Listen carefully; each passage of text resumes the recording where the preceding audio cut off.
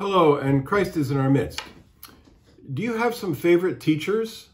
Well, I have a favorite teacher, and a few favorite teachers, and one of them I'd like to talk about today. His name is Father Thomas Hopko. Father Thomas was my teacher when I was at St. Vladimir Seminary, and then I continued to read his books and listen to his teachings and his podcasts. Many people in our church look to Father Tom as a great teacher. He died in 2015, but he continues to teach people in our church. And one of the things I'd like to talk about is something he called his 55 Maxims. Maxims are short sayings, and Father Tom had these 55 Maxims, short sayings about how to live the Christian life. And I'd like to just talk about 5 of them. Maybe as you get older, you'll look at the rest of them, but just 5 of them right now. The first of them is be always with Christ. If you're going to be called a Christian, that means you're modeling your life, you're taking as your example the teaching of Jesus Christ. So being always with Christ is really important. Now, how do you do that? Well, here's another one of his maxims, which he says is say the Lord's Prayer several times a day. If you use that prayer, and you'll have to look it up if you don't know it, you should memorize it, the Lord's Prayer, Our Father who art in heaven, and so forth. Memorize that prayer, say it a few times a day, and that will help you to always be with Christ, to remember Jesus Christ throughout the day. Another way, and this is the third maxim that I'll bring to you, is read the scriptures regularly. Well, here's my copy of the scriptures. My Bible happened to be given to me when I was 20 years old, went to seminary for the first time. My mother gave it to me, but I still read it every day, and I would urge you to read it as well. And if you don't know where to start, the best place to start is in the New Testament, and I would say begin with the Gospel of Luke.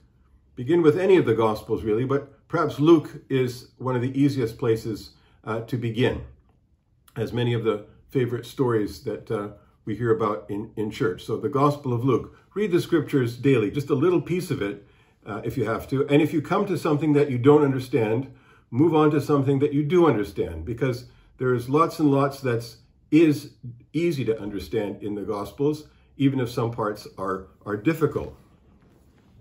And then the next saying that I would like to mention of Father Tom's 55 Maxims is, and this is a little different, it says, don't compare yourself with anyone.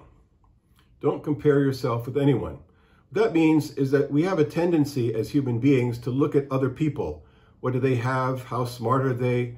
Where do they live? All those kinds of things. Put those aside, because you are totally unique. There has never been anyone who's a you, either before or after. You are the only person ever to be you. Don't compare yourself to other people.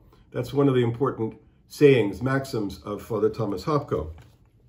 And then the very last maxim that I would like to mention of the 55 is actually number 55 on Father Tom's list. And it goes like this: get help when you need it, without fear and without shame. You know, there are always times when we run into difficulties. Sometimes the difficulties are with work, with study, or we have feelings inside. Get help when you need it. If you find that you're having trouble with something, whether it's work or studies or something that you're feeling, get help. Talk to somebody. Don't let it just fester and sit there. Don't be ashamed. Don't be afraid. Go find somebody that you can trust and talk to them about what's going on. And that will be a big help.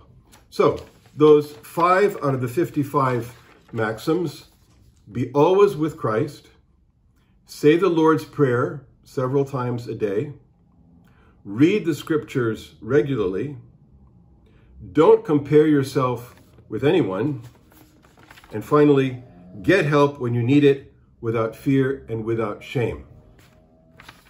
I have Father Thomas died in 2015, but a few years before he died, he gave me his kamilavka. This is a special hat that that priests can wear. They're awarded this hat when they've been a priest for a long time.